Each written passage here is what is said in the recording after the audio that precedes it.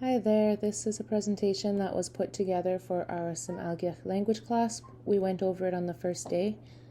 It goes over the language acquisition process, what to expect when acquiring a second language, and some of the methods that are out there, some of the methods that we'll be using. Our target audience for this presentation is people who are looking to join our class at a later date, so we don't have to go over it every time. This one's for you. In this presentation, we'll go over the stages of first language acquisition, like when a baby's learning how to speak. Then we'll go over stages of second language acquisition, methods for teaching Indigenous languages or second languages, the important differences between language acquisition and language learning. We'll look at different methods that we'll be using in our classroom, and a quick conversation on how do we evaluate language proficiency and comprehension. First, language acquisition, and what are the stages? We've all gone through this, we've all experienced it, we've all witnessed it. It's when a baby acquires a language. When they're born, they're predominantly silent. You'll get a little bit of cooing. Then they'll move into a babbling stage where they try to talk and interact and communicate with the people around them, but they're incomprehensible. After a year or so, they'll start to use a one word at a time. And then pretty soon they're putting 2 words at a time together to communicate larger ideas. Then they can put multiple words together. It may not be grammatically correct, but they're comprehensible. And very soon after, all of a sudden, they're quite conversational, speaking in pretty full sentences and able to communicate. I would say this happens between 3 and 5 years old. So these are the stages of second language acquisition. First, you're going to go through the pre-production stage where you understand very little. You're not verbalizing or saying much. You may have yes or no, but it's very much a silent stage. Then, the early production. You're starting to put 1 or 2 words together, maybe able to answer a few questions. You have an understanding of how to speak in the present tense, but it's very limited. Then you're going to get a speech emergence where you're starting to talk. You're understanding quite a bit. You're putting words into sentences. There's quite a bit of grammatical and pronunciation errors, but you can still be understand what others are saying and communicate. Intermediate fluency, your comprehension's getting pretty good. You may still make a few grammatical errors, but you can put a lot of sentences together and communicate decent. An advanced fluency is a challenge to acquire in second language acquisition, where you're speaking like a native first language speaker. It is possible, especially given within the Gitxsan Nation, there are quite a few silent speakers who have a good comprehension of the language, they're just not speaking. And so it is possible to achieve advanced level fluency as a second language learner or second language speaker. It is also very possible that 2 intermediate second language speakers will raise children in the language who may become more fluent or an advanced speaker than their parents were able to achieve.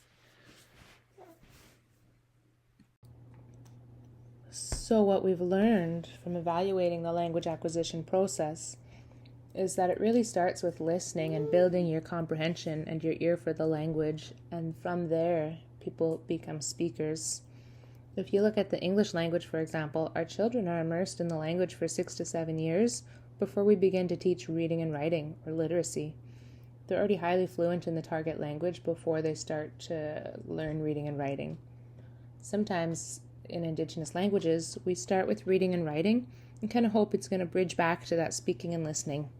But it doesn't typically work that way.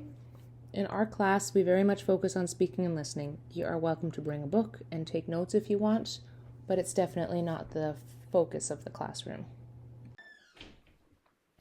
Okay, language learning and language acquisition. They're very different things, and it can be very challenging to communicate the concept and the differences. Language acquisition. We've all acquired a language, and we've all watched children acquire their first language. They just pick it up naturally. It's very much a subconscious effort for them to become a fluent language speaker in whatever language they're immersed in. It's implicit knowledge. There's a lot of implicit knowledge about the language. They don't need to know what a noun is, what a verb is, how the pronoun system works. They don't need to know about adjectives in order to be a language speaker and in order to be a fluent language speaker. There was no formal teaching involved. It just wasn't really necessary. Now, language learning is what we're a little more familiar with when acquiring our second language. It's a formal search for knowledge. You're trying to know and learn about the language. It's a conscious effort for explicit knowledge. These are my vocab. Here's all my berry words. Here's all my hunting words. This is my list of vocab for fishing. These are verbs and nouns and how they put together. And this is kind of understand how the pronoun system works. If you think of a Western classroom, like a French class, for example, a high school French class, they'll say these words are masculine and these words are feminine, which is a foreign concept for Gitsan language. These are nouns, these are verbs, and this is how you conjugate the verb with the pronoun system.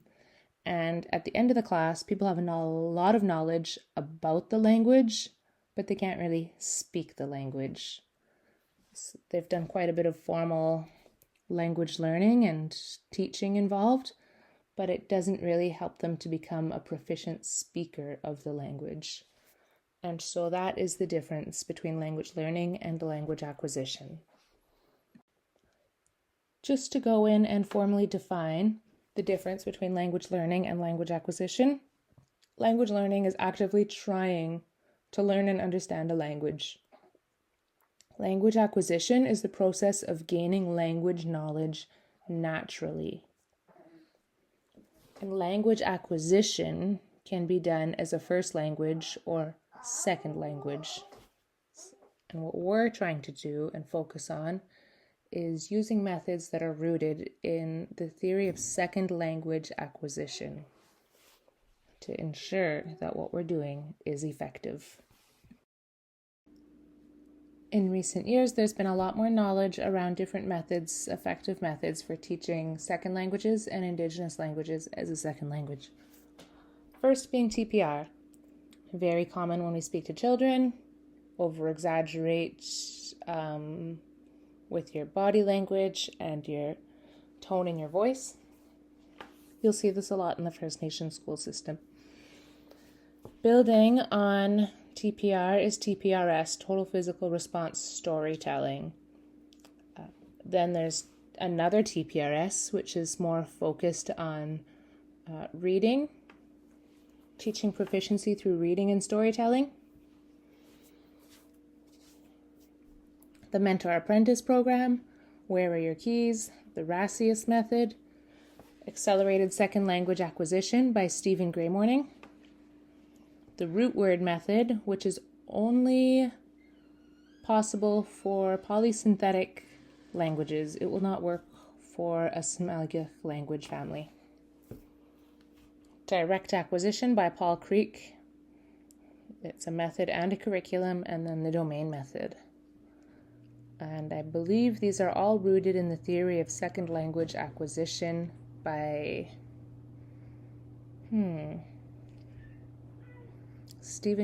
Dr. Stephen Krashen.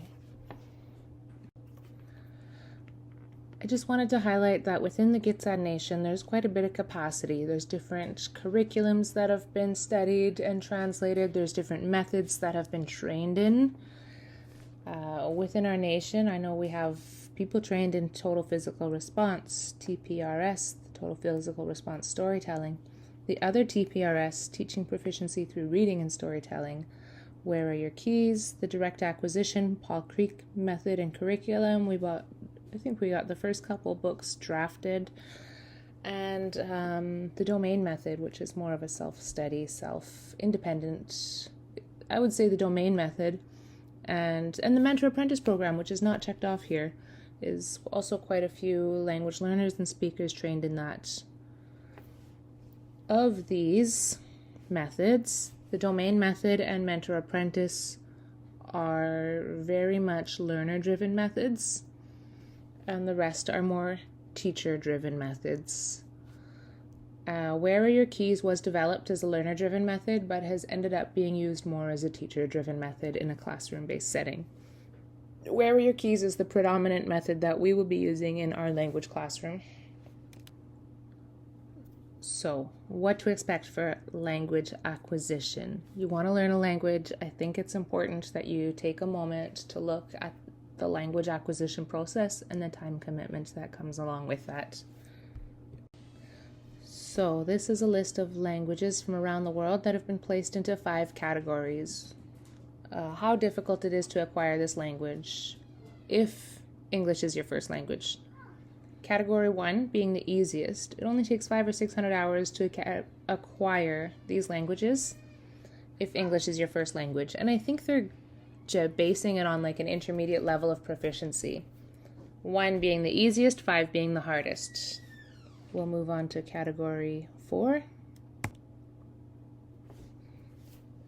which can take up to 1,100 hours because there's significant linguistic and or cultural differences from English. So these are going to take a lot longer.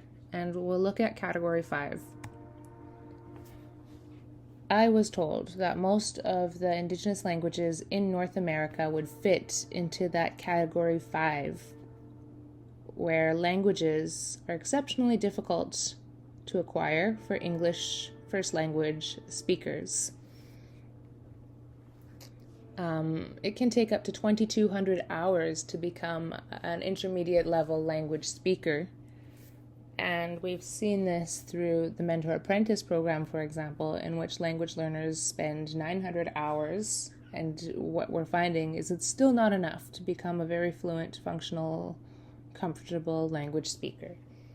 So if you are looking to become a language speaker, I'm not trying to scare anybody off, but know that it is quite a time commitment.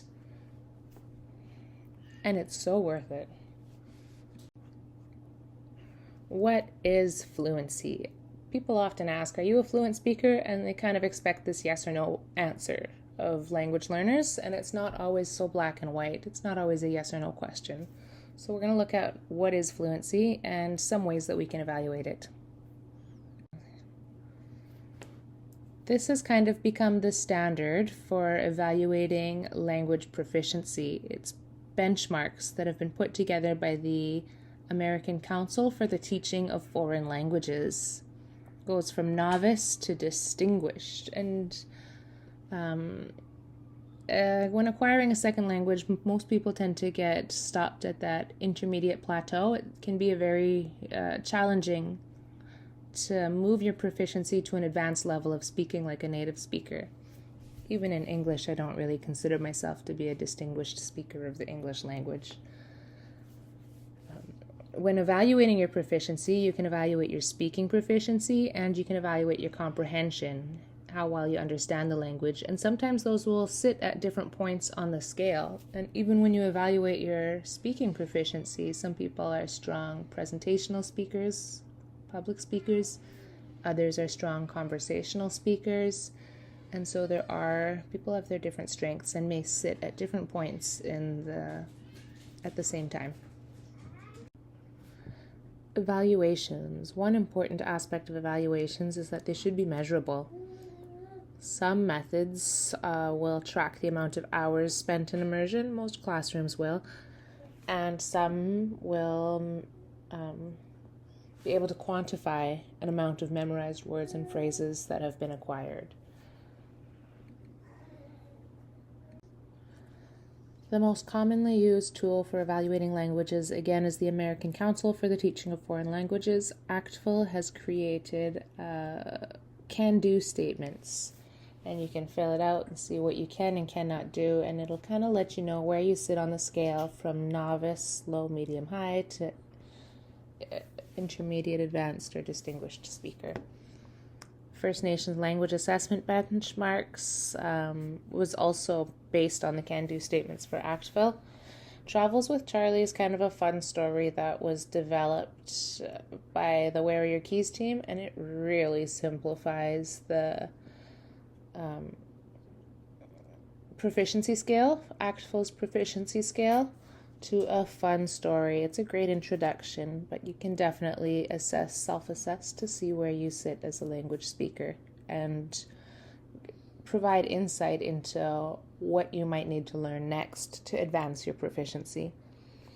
And I always love the before and after videos from the Ganyageha Mohawk language learning class.